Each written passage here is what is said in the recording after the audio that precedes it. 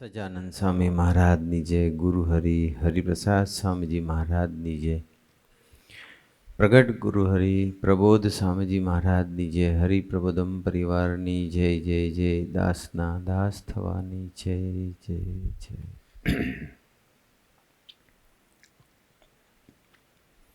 અંકુરભાઈએ આપણને સરસ લાભ આપ્યો, પોતાના એક્સપિરિયન્સ બધો શેર કર્યો.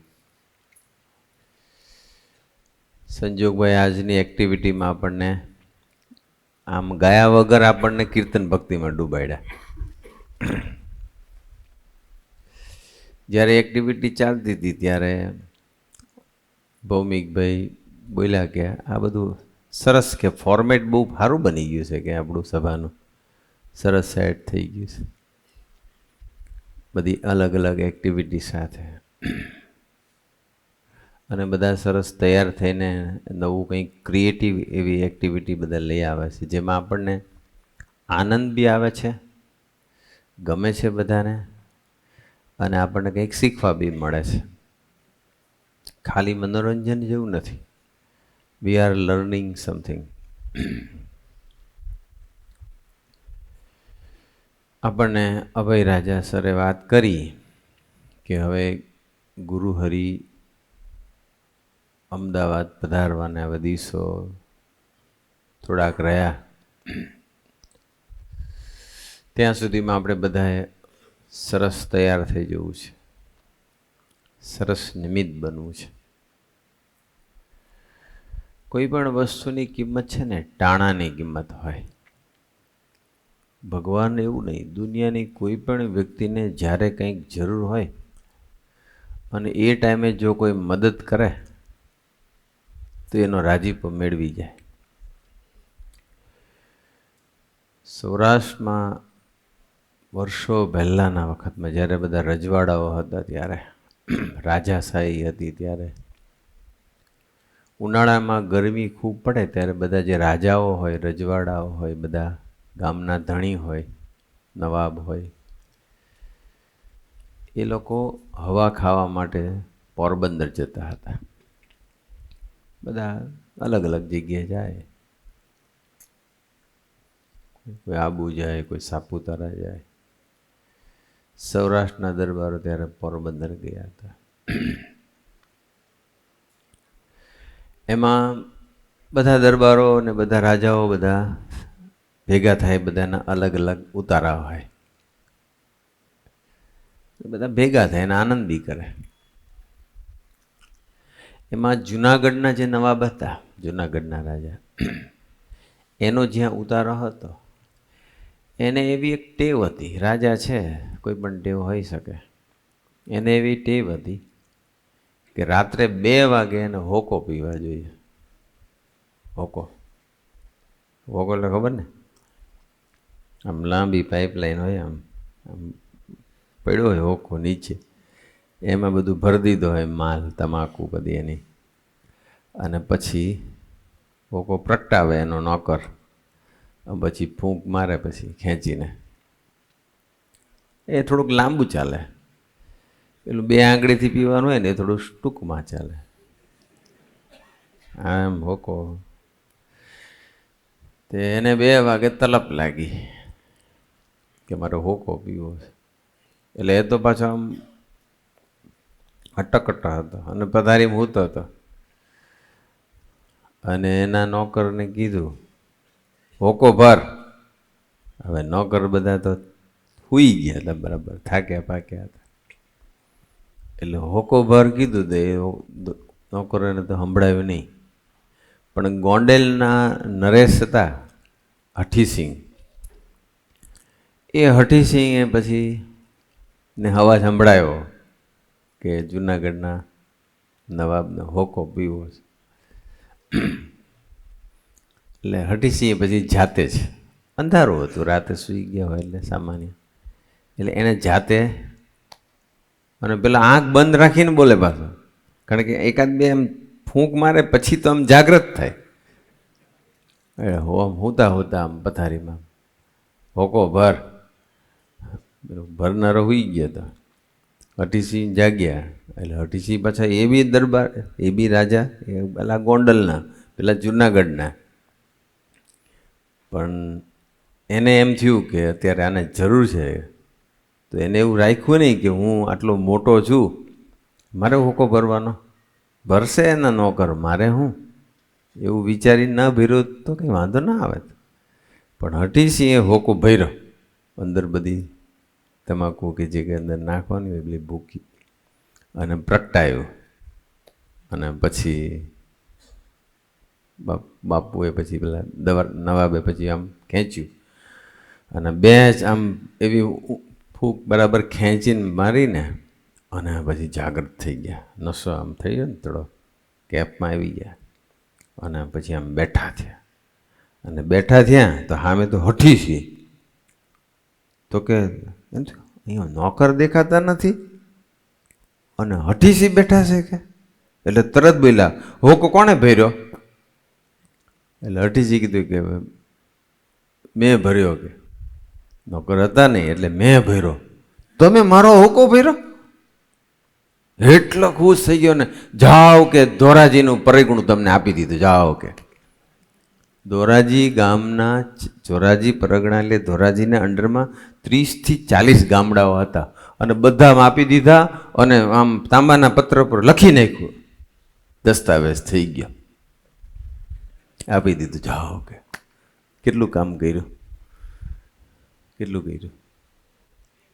ખાલી થોડીક વાર માટે પેલો હોકો ભરી આપ્યો ને, એમાં કંઈ કલાકો ને દિવસો ને મહિનાઓ ને વર્ષો સુધી કામ સેવા કરી. પણ એ થોડું કર્યું, પણ ક્યારે કર્યું? ટાણે કર્યું, જ્યારે જરૂર હતી ત્યારે કર્યું. અને એમાં તો પેલો એટલો ખુશ થઈ ગયો ને આપી દીધું. ગોંડલ નરેશના બીજા આટલા 30-40 ગામ એડ થઈ ગયા, પોતાની ટેરિટરી મોટી થઈ ગઈ. આ તકની સેવા છે. એમ આ પુરુષ એવા છે, સ્વામીજી ને પ્રબોધ સ્વામીજી, એને જ્યારે જે જરૂર હોય ને એમાં જે નિમિત્ત બને ત્યારે પહેલાં એ તો શું આપ્યું? શું આપ્યું? ધોરાજી પરગણું આપ્યું.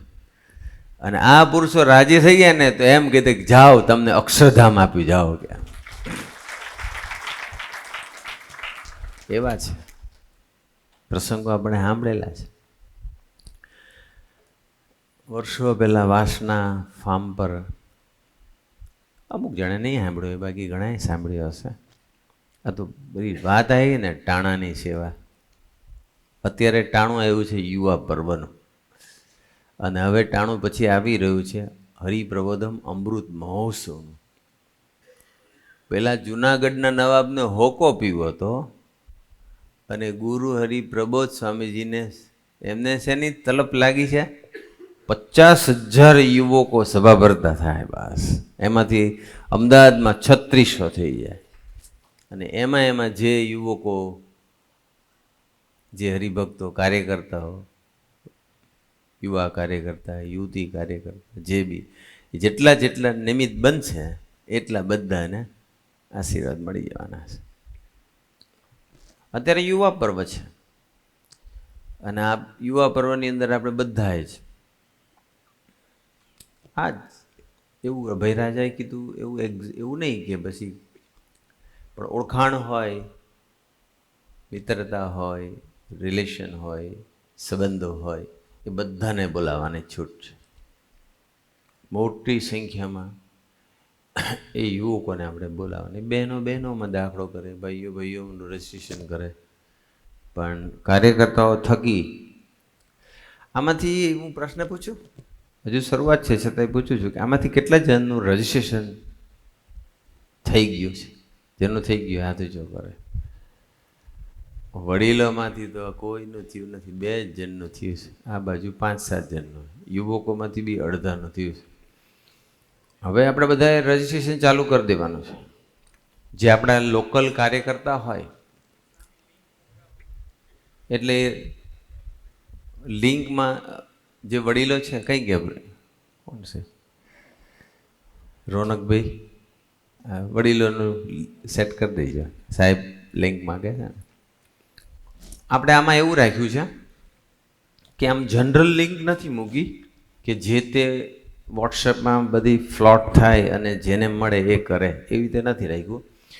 કાર્યકર્તાઓ જેટલા છે આપણા 250-300 કાર્યકર્તાઓ છે, બહેનોમાં બહેનોના કાર્યકર્તાઓ, તો એ કાર્યકર્તાઓ થકી થાય એટલે પેલું કેવું છે કે ગમે તે ન આવી જાય. આવે તો માથાના મુગટ છે, પણ આપણે કેટલા જણની રસોઈ બનાવી, કેટલો સભા મંડપ કરવો, અને જે આવનારા છે રેફરન્સવાળા હોય તો એ રેફરન્સવાળા, સપોઝ કે રોનકભાઈ ગોંડલિયા થકી 50 જણા આવ્યા, અનિલભાઈ કાછડિયા થકી માનો કે 40 જણા આવ્યા, રાઈટ, કિશન થકી માનો કે 30 જણા આવ્યા, જેના થકી બધા આવતા. અને દરેક જણનું જુદું છે પાછું. જો વોટ્સએપમાં જાય તો બધા ઝોનમાં ફરે, એટલે નરોડાનું જુદું, મધ્ય સિટીનું જુદું અને નદી પારનું જુદું છે. નદી પાર બોપલ ગાંધીનગર કમ્બાઈન છે. એટલે જે નરોડાના છે એને નરોડાના કાર્યકર્તાઓ પાસેથી રજિસ્ટ્રેશન કરાવવાનું, નદી પારના મધ્ય સિટીવાળા મધ્ય સિટીમાં. સાનુકૂળતા થાય, અવ્યવસ્થા ઊભી ન થાય, સરસ રીતે બધા લાભ લે. અને એ પછી જેટલા યુવકો કે જે ભક્તો આવ્યા છે ને એના પછી આપણે સંપર્કમાં રહેવું છે. ઇવેન્ટ પૂરી થઈ ગયા પછી 8મી એ નરોડા, 9મી એ મધ્ય સિટી, 10મી આપણે અહીંયા નદી પારમાં. અને એ બધાને પછી સભામાં લાવવા માટેનો આપણે પ્રયત્ન કરવો છે. પણ આ ટાણાની સેવા છે અત્યારે, કારણ કે યુવા પર્વ પાછળની ભાવના એટલી છે કે હરિપ્રબોધમ અમૃત મહોત્સવમાં ગુરુ હરિ રાજી થાય એવું રિઝલ્ટ લાવવા માટે આપણે અત્યારે આ પ્રયત્ન કરી રહ્યા છીએ. એટલે આપણે બધાએ નિમિત્ત બનવું છે. સ્વામીજીનો પ્રસંગ વાત એ કરતો હતો કે વાસના ફાર્મ પર વર્ષો પહેલાં, લોંગ એગો, સ્વામીજી એક વખત પધાર્યા. અને સ્વામીજી છે ને આમ દૂધ બહુ ગ્રહણ કરતા હતા. સ્વામીજીને દૂધ, પ્રભુ છે એ છાશ ગ્રહણ કરે છે, સ્વામીજી દૂધ. આમ બે એક જ છે, પણ બંનેની રીતિ નીતિ રુચિ અલગ હોય. સ્વામીજી કઢી બહુ ગ્રહણ કરતા હતા, તો પ્રભુ સ્વામી કઢી નહીં ગ્રહણ કરતા, એ દાળ જ ગ્રહણ કરે છે. એવું છે બધું. પણ સ્વામીજી પધારેલા અને સ્વામીજી રાત હતી અને સ્વામીજી કીધું કે પૂછ્યું સામે કંઈ ગ્રહણ કરવું છે ત્યાંના સંતો સેવકો. સાંઈ કે દૂધ પીવું, એ દૂધ માંગ્યું રાત્રે મોડા, મે બી 11 વાગ્યા છે, એક્ઝેક્ટ મને ટાઈમ ખબર નહીં. હવે તે વખતે દૂધ એકચ્યુઅલી હતું નહીં. જે દૂધ હતું ત્યાં, કારણ કે ગૌશાળા તો ત્યાં અમુક ગાયો હતી, પણ બધું દૂધ કાઢી નાખ્યું હોય, જરૂર પૂરતું રાખે. અને રાત્રે પછી જે દૂધ વધ્યું હોય, કારણ કે સવારે 4-5 વાગે તો પછી ગાયને દોવાની હોય, એટલે રાતે જે મેળવી દીધું હોય દહીં છાશ માટે, દૂધ હતું નહીં. એટલે હવે કરવું શું? એટલે એક સેવક હતો જે ગૌશાળામાં સેવા કરતો હતો વાસના ફાર્મ, અને એને વિચાર આવ્યો કે હું ચલો કોઈ ગાયને દોઈ લઉં અને તાજું દૂધ આપું. અને તે વખતે ગાયો બધી હતી ને, ગાયોના પણ નામ હતા. અને જે ગાયોને ખિલ્લો હોય ને અને એની જે વોલ હોય ને ત્યાં એનું નામ લખેલું હોય, સાધના, સુરુચિ, કૃપા, એવી રીતે ગાયોના નામ બધા આપેલા હતા. એમાં પછી શું થયું કે પેલો સેવક ગયો અંદર ગૌશાળામાં અને એના વાછરડા હોય ને એને છોડે દાવવા માટે. અને જો એને દાવા દે તો એને પારસો મૂકે, આંચળમાં દૂધ આવે પછી દોઈ લેવાય. જ્યાં સુધી પારસો ન મૂકે ત્યાં સુધી આંચળમાં દૂધ ના આવે. એટલે બધી ગાયો ટાઈમ હતો ને, સવારમાં વહેલા હોય ને સાંજે હોય 3-4 વાગે. આ તો ટાઈમ હતો રાતનો, એટલે બધી ગાય ના પાડતી હતી, એના વાછરડાને દાવા નહોતી દેતી. પણ એક ગાય એવી હતી અને એ ગાયનું નામ સાધના હતું. એ સાધના ગાય એના વાછરડાને થોડુંક ધાવા દીધું અને દાવ્યું એટલે પારસો મૂક્યો એટલે પછી સેવકે વાછડાને ખેંચી લીધું અને પછી દોહી લીધું. એમાંથી સરસ મજાનો ગ્લાસ કે લોટો ભરી અને સરસ એને ગાળી તાજું દૂધ સ્વામીજીને આપ્યું અને સ્વામીજીએ દૂધ ગ્રહણ કર્યું. અને સ્વામીજી દૂધ ગ્રહણ કર્યું એટલે પછી સ્વામીજીને કહ્યું સેવકે કે સ્વામી એકચ્યુઅલી અત્યારે દૂધ હતું જ નહીં અને આપણે દૂધ પીવું હતું, એટલે પછી અમે ટ્રાય કર્યો પણ બધી ગાયોએ દૂધ ના આપ્યું કારણ કે ટાઈમ એવો હતો એટલે વાછરડાને ધાવાના, પણ કે એક ગાયે ધાવા દીધું. એ ગાયનું નામ સાધના છે અને સાધના એ પછી અમે એને દોઈ અને એનું આ દૂધ આપે ગ્રહણ કર્યું.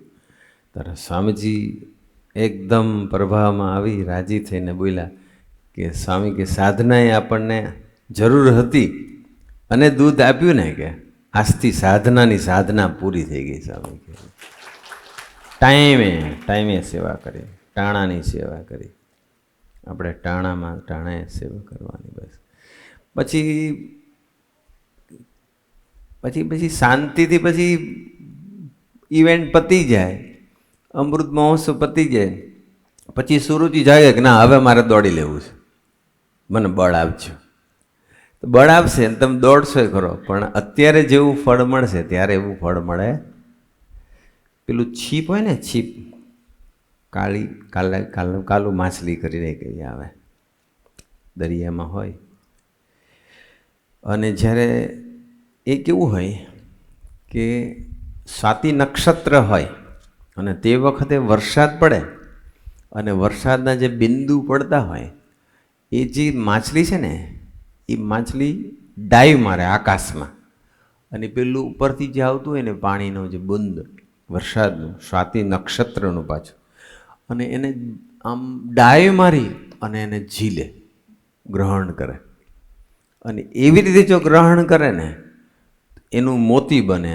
આ તો વર્ષો જૂનો પ્રસંગ છે અને એ મોતીની કિંમત 1.25 લાખની થાય. અત્યારે એની કરોડ કિંમત થઈ જાય. આ તો બાપા યોગી મહારાજ કહેતા હતા કે 1.25 લાખ. અને જો એ પછી એ માછલીને શ્રદ્ધા ના હોય, મંદ શ્રદ્ધા હોય, ઓછી શ્રદ્ધા હોય, અને પછી આમ પાણી પર આમ ફરતું હોય ને પડે ને પછી આમ સામાન્ય રીતે ઝીલે, ડાય મારી નહીં એમને એમ સામાન્ય સહેજે સહેજે ઝીલે, તો યોગી મહારાજ કહે કે એનું જે મોતી બને ને, પણ એ મોતીના કેરેટ જે આપણે ડાયમંડમાં કેરેટ કહીએ ને એ મોતીની ક્વોલિટી થોડી પુઅર હોય, 1.5 લાખનું થાય. અને પાછું એ જો સ્વાતિ નક્ષત્ર કે કંઈ પડી ગયું એનું બુંદ, ઝીલું નહીં, ના આમ ડાઈ મારીને ઝીલું કે ન નીચે ઝીલું, પણ પડી ગયું અને પછી જો ગ્રહણ કરે તો ફટક્યું થાય, એની કોઈ કિંમત થાય કાચના મોતી જેવું કોઈ કિંમત નહીં. એમ મોટા પુરુષનું જે વચન છે ને એને ડાઈ મારીને ઝીલવું જોઈએ, આપણે ઝીલવું જોઈએ. આમ એક વખત બોલે કે આપણે આવું કરવું છે, એમને કહી દીધું કે 3600 યુવકો નિયમિત સભા ભરતા, 1800 યુવકો નિયમિત પૂજા કરતા હરિમય પ્રદેશમાંથી આપણે હરિપ્રબોધમ અમૃત મહોત્સવમાં લાવવાના છે. પછી એક્સ્ટ્રા જેટલા લાવીએ તેટલા, પણ નિયમિત સભા ભરતા 3600, નિયમિત પૂજા કરતા 1800. તો એ જે એમનું જે બુંદ ઉપરથી પડ્યું, એમનો જે વચન, એને આમ ડાઈ મારીને ઝીલી લે ને તો એ 1.25 લાખનો થાય સાધક, એની કિંમત ખૂબ થાય. અથવા એ એકાંતિક થાય, અથવા યોગી મહારાજ કે બ્રહ્મરૂપ થવું હોય ને તો મોટા પુરુષનું વચનને અદ્ધર ઝીલી લેવું, એ બ્રહ્મરૂપ થાય. પછી શાંતિથી ઝીલે તો સામાન્ય ભગત થાય, અને પછી ઇવેન્ટ પતી જાય તો પછી એ કહેવાતો ભગત કહેવાય. પણ એકાંતિક ભગત, રિયલ ભગત, એ તો વચનને અદ્ધર ઝીલે. આપણે વચનને અદ્ધર ઝીલતા શીખવું બસ.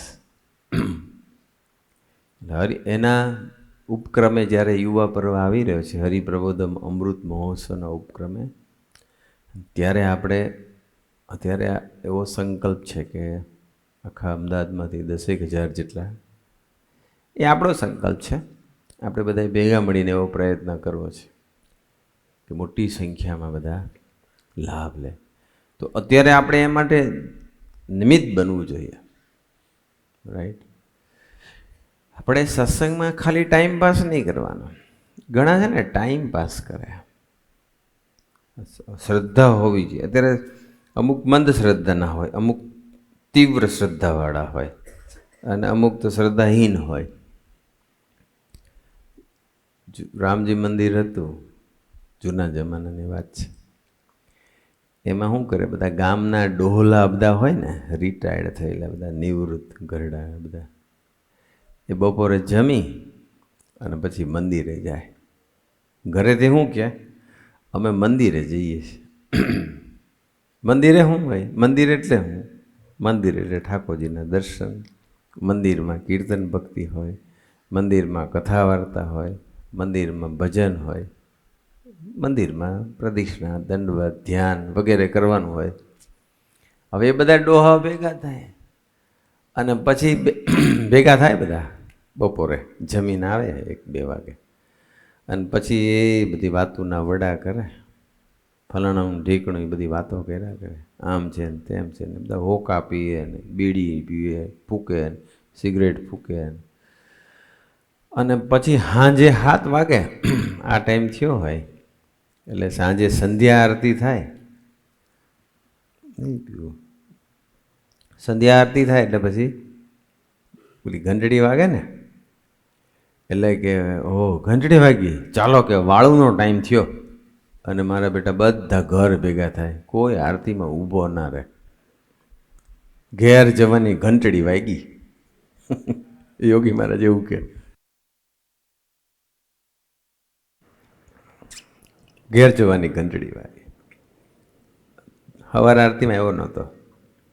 બપોરે ઠાકોરજી પોડી ગયા, પછી આવ્યા, આવીને શું વાત, હોકો ચલમ આ તે બધું બીડીઓ પીવે ફૂકે અને ગામની બધી ફલાણું ઠીકણું કર્યા કરે. આ આવો છે, આ પેલી આવી છે, આમ તેમ, અને 7 વાગે આરતીની ઘંટડી વાગે તો ભાગે, ઘર ભેગા થઈ ગયા. તમે બધા ડાયા છો, પણ ઘણાને ટાઈમ થાય ને એટલે ઘંટડી વાગે. હવે બંધ થાય તો સારું, નહીંતર ભાગીએ. હવે આપણે જોકે તમારે બહુ નથી કરતા, બધા સિન્સિયરલી 7:30 સુધી અહીંયા બધા લાભ લેશે જ. આપણે ઉનાળાના હિસાબે થોડુંક પાછળ કર્યું આપણે, ગરમી હોય. પણ જો તમે અહીંયા આવ્યા પછી છે કોઈ તકલીફ છે ને? ઠંડક.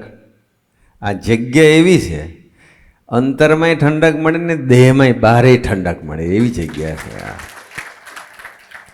પણ શ્રદ્ધા આપણે રાખવી, ઘરનો ઉંબરો ઓળંગવો પડે. ઘણાને આળસ આવી જાય છે આડી. જેટલા નથી આવ્યા, ઘણા આવ્યા તમે, પણ જેટલા નથી આવી શકતા એ લોકોનું શું કારણ હશે કહી દો? કોઈ જેન્યુન હશે બધાનું? આળસ, મંદ શ્રદ્ધા, રાજી કરવાની ભાવના ઓછી. એમાંથી અમુક જણા એવા હશે, આપણે એવું કંઈ શોધવાનું નથી, પણ અમુક જણા અત્યારે શું કરતા હશે? મોબાઈલ લઈને બેઠા હશે, કોક ટીવી જોતા હશે, અને કોક જેને ફેવર કરતો હશે એને IPLમાં જીતાડવા પ્રયત્ન કરતો હશે. આ તો સારું છે, આજે ઘણા પાછા જીટીના ફેન હોય. આમ તો હવે કશું જીટી એટલે માં કંઈ બધા જાત જાતના જ હોય, એમાં કંઈ ગુજરાતના હોય એવું હોતું જ નથી. છે કોઈ અંદર? પણ જીટી એટલે મારું ગુજરાત ટાઇટન્સ. એક જણને મેં પૂછ્યું તું કોને એવું લાવતો, કે હું જીટીનો ફેવરમાં છું. જાણે એ જીતાડવા બેઠો હોય એમ, અથવા એને લઈને જીટી જીતવાનું હોય એમ. આવી રીતે ટાઈમ પાસ કરતા હોય બધા. પણ ભગવાનની આજ્ઞા આપણે લોપીએ અને અથવા ના પાડીએ અને પછી બધું કરીએ એ ઠીક નહીં. એટલે આપણે બધાએ ખૂબ જાગ્રત રહેવાનું છે. એક જણાએ કૂવો ખોદ્યો. કૂવો આમ ખોદે એટલા બધા પથરા નીકળે, એટલા બધા પથરા, એટલું બધું અઘરું પડે, અને પછી ઘણો ઊંડો ગયો પણ પાણી જ ના નીકળે. કોઈ એક્સપર્ટ દ્વારા તો જાણી લીધું હતું કે આમાં પાણી તો નીકળશે, પણ પેલાની શ્રદ્ધા ખૂટી ગઈ, કારણ કે મહેનત બહુ કરી, પથરા બહુ નીકળ્યા, અને પથરા તોડવા, માટી કાઢવી હેલી, પથરાને તોડવા અઘરા, અને પછી તો શ્રદ્ધા ખૂટી એટલે એને ગીવઅપ કરી દીધું. ગીવઅપ કરી દીધું અને પછી નીકળી ગયો. છોડો કે ના નીકળ્યો. તો રાત પડી હતી અને એક જણો કોઈ વટે માર્ગું ત્યાંથી પસાર થતો હતો અને એને ખ્યાલ નહીં. એમાં ત્યાં છે ને કૂવાના કાંઠે એક મોટું લાકડું પડ્યું હતું, 5-6 હાથ લાંબુ એક લાકડું પડ્યું હતું.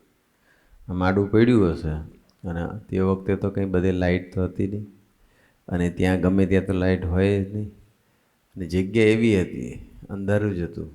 અને પેલાને ઠેસ આવી, માળ ચાલીને જતો તે માણસ, અને ઠેસ આવીને થોડુંક વાગ્યું એટલે એવો એને ગુસ્સો આવી ગયો, એવો ગુસ્સો આવી ગયો. અને પછી તો શું કરવું, માણસને ગુસ્સો આવે ત્યારે શું કરે? કોઈ પણ વ્યક્તિ ગુસ્સામાં ખોટો ડિસિઝન લઈ લે છે, ખોટો ડિસિઝન.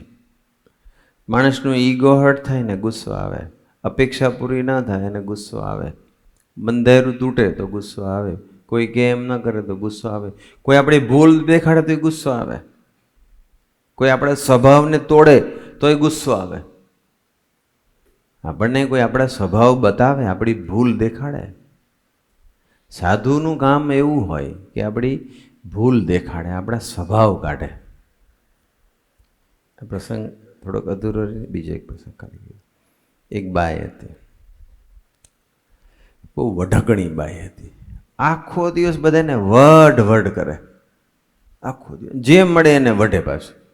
એટલે ગામના લોકો છે ને ત્રાસી ગયા કે હવે કરવું શું. એટલે લોકોએ નક્કી કર્યું કે આપણે એક કામ કરીએ, આપણા ગામની બાઈ છે અને આપણે એને બીજું તો નહીં કરી શકીએ, અને ઘડીક આને વઢે ઘડીક આને વઢે, એની કરતાં વારો રાખી દો. વારો રાખ્યો. એટલે વારો એટલે હું તો કે ભાઈ આજે તારે જગદીશ કાકાના ઘરે જઈને વઢવાનું. એટલે એ આખો ફૂલ ડે જગદીશ કાકાને લાભ મળે, એના ઘરના ટૂંકમાં. એ તો બહાર ગયા હોય, હરિપ્રબોધમ ધામમાં બાંધકામ ચાલુ કરી દીધું એમણે. જો રોડનું કામ ચાલે છે, હવે બિલ્ડિંગનું કામ સ્ટાર્ટ થઈ ગયું. જોતામાં તો પૂરું થઈ જશે, ખબર બી ન પડે. આપણી એવી શ્રદ્ધા હોવી જોઈએ કે એક બાજુ હરિપ્રબોધમ ધામ ઊભું થાય, હરિપ્રબોધમ ધામ રેડી થાય, અને બીજી બાજુ આપણું અક્ષરબ્રહ્મનું દેહ બંધાઈ જાય, બંને પેરેલલ થાય એવી શ્રદ્ધા રાખવી જોઈએ આપણે. મારે ને તમારે. પેલી વઢકણી બાઈ પાછો આવી ગયો. વઢકણી બાઈ પછી બધા ગામમાં લોકો વારા રાખી દીધા. એટલે હવે જેને ત્યાં વારો હોય એટલે એ ગાળો જ બોલે અને બધું જેમ તેમ બોલે. વઢકણી તો શું કરે માણસ, આ તો ગુસ્સા ઉપરથી બધું આવ્યું બધું. તે પછી એ બાઈ બધાને આખું, પછી શું થયું કે ટર્ન બધાનો આવ્યો. એટલે એક દિવસ એક ગરીબ બાઈ હતી, એનો વારો આવ્યો. હવે જોગાનું જોગ એ દિવસે 4 સંન્યાસી આવેલા, સંન્યાસી સંતો બધા આવેલા. એટલે એ બાઈ ભક્ત હશે, ભાવિક હશે, એટલે એને જમાડવાનું નક્કી કર્યું કે હું જમાડીશ બધાને. સંતો આવે તો બધાને જમાડવાનો ઉમંગ હોય, તો એને જમાડવાનું નક્કી કર્યું. અને પછી પેલા આવીને બેઠા હતા ને એને ખબર છે કે આજે મારો વારો છે, એટલે હમણાં પેલી ગમે ત્યારે આવશે. એટલે એને સંન્યાસીને કીધું કે આજે છે ને તમે થોડુંક વહેલું જમી લેજો, વહેલું જમી લેજો. એટલે સંન્યાસી કે કેમ એવું વહેલું? તો કે આજે અમારા ગામમાં પેલી વઢકણી બાઈ છે અને બધાને ત્યાં વારો રાખ્યો છે, અને સવારથી સાંજ સુધી વઢ કરે છે બધાને, અને આવશે અને તમને વઢશે ને એ મને નહીં ગમે. એટલે તમે રસોઈ થઈ ગઈ છે, તમે જમી અને પછી તમે નીકળી જાઓ, નહીં તો તમને વઢશે. એટલે સંન્યાસીને તો ચિંતા નહીં, કે તમે ચિંતા નહીં કરતા, અમે આ કેસ સંભાળી લઈએ છીએ. સંન્યાસીઓ સાધુએ એવું કીધું. એ કે તમે અંદર રહેજો, અમે બધું કરીશું. અને 10-11 વાગ્યા હશે, જે કંઈ ટાઈમ થયો હશે, પેલી ઉઠીને પરવારી નાહી તો પૂજા પાઠ કરીને આવી. પૂજા પાઠ કરી દઈ છે, નાહી હશે કેમ ભગવાન જાણે. અને આવી આમ ગાળ બોલી હું તને વઢવા આવી છું, ક્યાં મરી, બહાર આવો, એવું બોલવા લાગી પેલી. એટલે ત્યાં તો સંતોન જોયા એને, સંન્યાસીને. ઓ બાવાઓ, મફતિયું ખાવું છે તમારે લોકોને, કે બાવાનો વારો ચડી ગયો. પછી તો ચાલુ કર્યું, બોલ બોલ કરે. સાધુ શાંતિથી બેહી રહ્યા. 1 કલાક સુધી પ્રોગ્રામ એનો ચાલ્યો પહેલાં. એટલે આ 4 જણાએ નક્કી કર્યું કે અંદરની રૂમમાં આપણે એક જણા જમી આવો. પેલા ભાઈ અંદર જમાડ દે સંતોને, આ બાજુ પેલા બે 3 જણા જે કે એ બેઠા હોય, પછી એ જમીને આવે એટલે બીજો જાય. અને પેલી કલાક સુધી, કારણ કે આમાં શું છે, કોઈ રિસ્પોન્ડ કરે ને તો બળ આવે, પણ રિસ્પોન્ડ જ ન કરે, વન વે હોય તો. આપણે બધા છે ને જ્યારે કોઈ ખખડાવે છે ને ત્યારે રિસ્પોન્ડ કરી છે, રિએક્ટ કરી છે ને એટલે એને બળ મળી જાય છે. થોડીક શાંતિ રાખો ને એટલે સામેવાળો શાંત થઈ જ જાય. પણ એ શાંતિ રાખવા માટે કેટલી બધી સભાઓ નિયમિત ભરવી પડશે, ત્યારે બળ આવશે. એવું પેલા સાધુ એ તો પછી તો બોલે જ નહીં. પછી 1 કલાક થાય ને થાકી. હા, એટલે પેલા પછી સાધુ બોલ્યા, એટલે બોલતી બંધ થઈ ગઈ. ટૂંકમાં થાકી નહીં પણ બોલતી બંધ, કારણ કે બોલ કરે એટલે પછી સાધુ બોલ્યા, હાર ગઈ. અને હાર ગઈ બોલે તો ફરી પાછી જાય ચાલવું કર્યું. એટલે ફરી પાછો બીજો કલાક બોલ કરી, પછી ગાળો બોલે, આડોળું બોલ કરે, બરડા પાડે. અને પછી થોડી ઠંડી પડી એટલે પેલા બોલ્યા કે હાર ગઈ. ખાલી સાધુએ તો કલાક 1 જ શબ્દ બોલવાનો, હાર ગઈ. અને પેલી પાછી કલાક બાજુ તે હાજના 4-5 વાગ્યા, એવી ઢીલી પડી ગઈ. પછી પાછા સાધુ બોલ્યા કે હાર ગઈ. તો કે મારી જિંદગીમાં હું આટલા બધા વર્ષોથી બધાને વઢું છું, હજુ સુધી થાકી નહોતી, આજે થાકી ગઈ છે. અને આજે હું નક્કી કરું છું હવે હું કોઈને નહીં વઢું. બસ સાધુનું કામ આ જ. પણ એ સાધુએ જ્યારે આપણને જ્યારે કંઈ કહે 2 શબ્દો, કે કાર્યકર્તા હોય, લીડર હોય, વડીલો હોય, જ્યારે આપણા રૂડા માટે, આપણા સ્વભાવ કાઢવા માટે, આપણી ભૂલ દેખાડવા માટે જ્યારે 2 શબ્દો કહે ને ત્યારે આપણી તૈયારી હોતી નથી. ઘણા છે ને ડ્યુઅલ પોલિસી હોય. એમ ડ્યુઅલ પોલિસી એટલે હું, સ્વામી મને પણ તમે અધિકાર કરજો, મારી ભૂલ બતાવજો, મને ખખડાવજો તમે.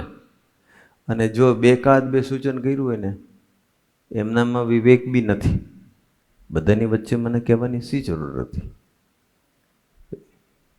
એમ કરીને સાધુનો દોષ જોવા માંડે.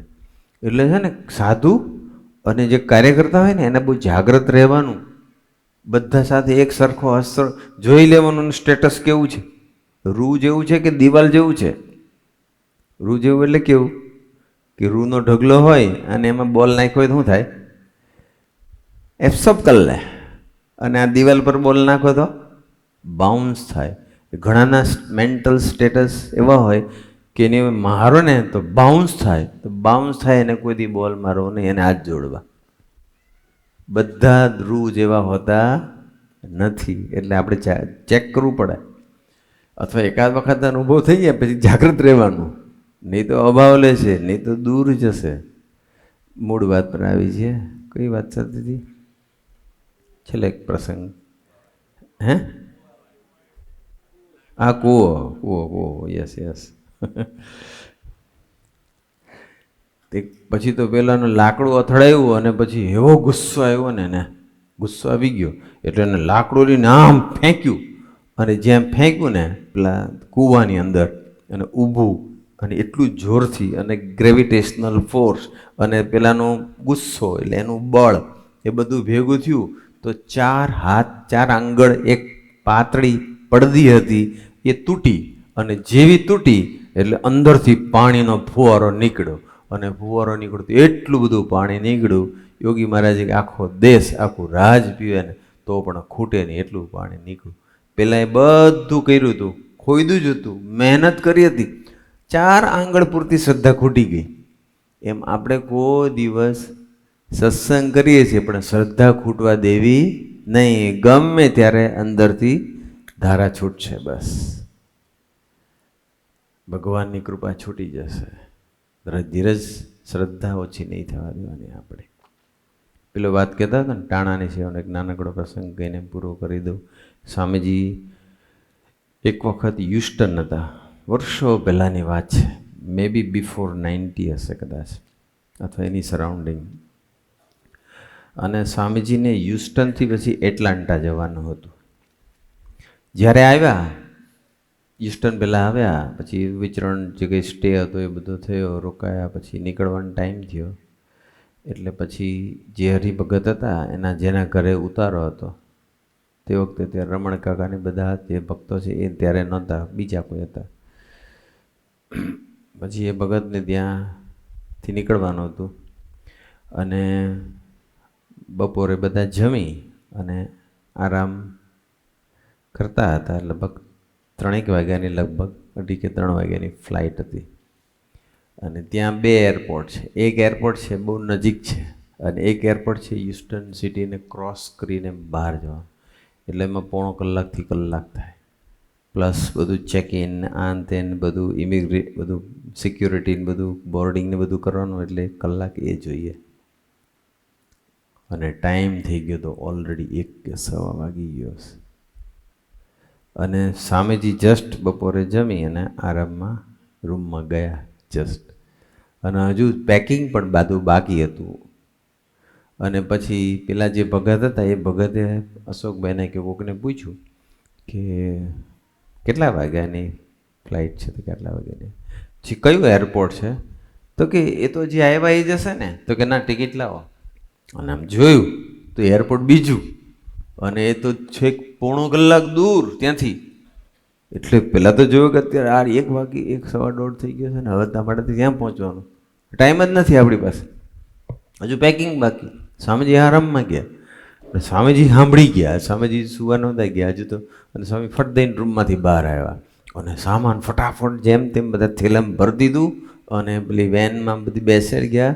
અને સ્વામીજી તે દિવસે આગળ બેસી ગયા અને પેલા ડ્રાઈવર જે હતા જે ત્યાં ઉતારો હતો એને કીધું તું જેટલી તારામાં તાકાત એટલી સ્પીડથી જવા દે. પણ ઓલરેડી લેટ હતું જ અને પહોંચ્યા માંડ એરપોર્ટ. અને એરપોર્ટ ઉપર પછી તો એ દોડવું પડ્યું. સ્વામીજી પણ દોડેલા છે એરપોર્ટ ઉપર. કેવું મોટા પુરુષ બી કેવું ગ્રહણ કરે. એ દોડે ને ત્યારે આપણને પણ દોડવાનું બળ મળે, નહીં તો આપણે એમ થાય કે મારે દોડવું પડ્યું. અને પછી તો ત્યાં સુધીમાં તો બધા ઓલમોસ્ટ મલ્ટિપલ ટાઈમ એનાઉન્સમેન્ટ થઈ ગયું હતું બધા પેસેન્જરનું. વેઇટ કરતા હતા, લિસ્ટમાં નામ હતું પણ આવ્યા નહોતા. ઘણી વખત એનાઉન્સ અને ઓલરેડી એ ડોર ક્લોઝ થઈ ગયા હતા. પણ સમહાવ બાય હુક ઓર ક્રુક પહોંચી તો ગયા અને અંદર ગયા. હવે તો છેલ્લી મિનિટે ચેક ઇન થયું એટલે સીટ પણ બધી અલગ અલગ જગ્યાએ આવી હતી. અને સંતોને બધાને પેલું બાજુમાં બહેનો ના આવી જાય એ જોવું પડે અને બધીની છૂટી છૂટી સીટ હતી. એટલે હવે કરવું શું? અને બાકીના બધા પેસેન્જર બેસી ગયા હતા, પ્લેન ઓલમોસ્ટ ફૂલ. એટલે સ્વામીજી એવું કીધું કે આપણે એક કામ કરી પેલા છેલ્લે જતા રહીએ. અને ઓલરેડી ટેક ઓફનો ટાઈમ થઈ ગયો હતો, કદાચ મોડું બી થઈ ગયું હતું, ટાઈમ પસાર થઈ ગયો હતો વધારે. અને સ્વામીજીને બધા પાછળ જઈને ઊભા રહી ગયા છેક છેલ્લે. પ્લેનમાંથી એમ આવ્યા છેક છેલ્લે આવીને. એટલે પછી પેલા ક્રૂ મેમ્બરો હોય એટલે આવીને કે પ્લીઝ તમે તમારી સીટ બેસી જવાનું. એટલે પછી એ સમજાયું પેલા લોકો અશોકભાઈ કે જે બી સેવકો છે ને કે અમારા ઇન્ડિયાથી અમારા હોલી પ્રિસ્ટ છે અને એમને એવા કોડ ઓફ કન્ડક્ટ છે કે દે કે નોટ ટચ લેડી. તો અને અમારી સીટ બધી આગળ પર, તો પ્લીઝ તમે એવું એડજસ્ટ કરો કે બધા એકી સાથે બેસી શકે, સંતો એટલીસ્ટ બેસી શકે. એટલે પહેલાં તો એને કીધું કે પણ ટાઈમ ઓલરેડી થઈ ગયો છે, પણ પછી રિક્વેસ્ટ કરી કે પ્લીઝ ડુ સમથિંગ.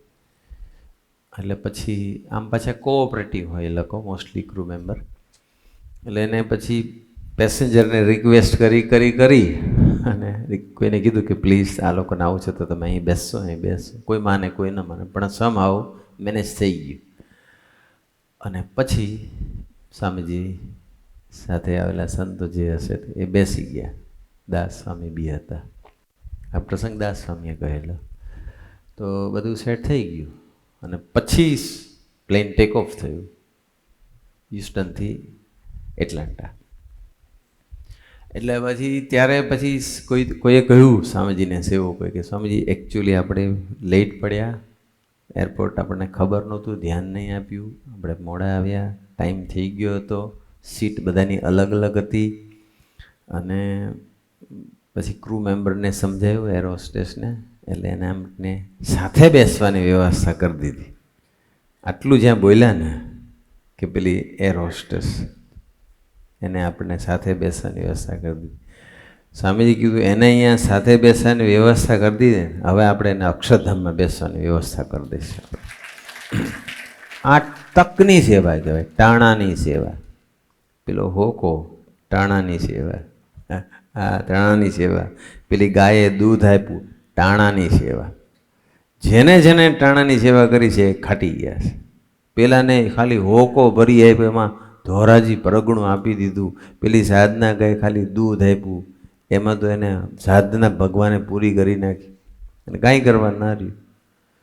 અને પેલી લેડી એર હોસ્ટેસે ખાલી બેસવાની વ્યવસ્થા કરી દીધું, એને અક્ષરધામ મળી ગયું. એમ ટાણાની સેવા, યુવા પર્વ એ ટાણાની સેવા છે, યુવકોની સેવા એ ટાણાની સેવા છે, હરિપ્રબોધમ ધામની સેવા એ ટાણાની સેવા છે, હોલની સેવા એ ટાણાની સેવા કહેવાય. એટલે આપણે ટાણાની સેવા કરી લઈશું તો ભગવાન ખૂબ રાજી થશે. અને જો ટાણાની સેવા પછી પાછળથી કરશું તો 1.25 લાખનું મોતી નહીં થાય, પણ પટક્યું થઈ જશે. આપણે શું કરવું? Choice is yours. આજના શુભ અને મંગલકારી દિવસે ગુરુ હરિ આપણને સૌને, મને તમને ટાણાની સેવા કરવાનો ખૂબ ખૂબ બળ બુદ્ધિને શક્તિ આપે, એ જ પ્રાર્થના સજાનંદ સ્વામી મહારાજની.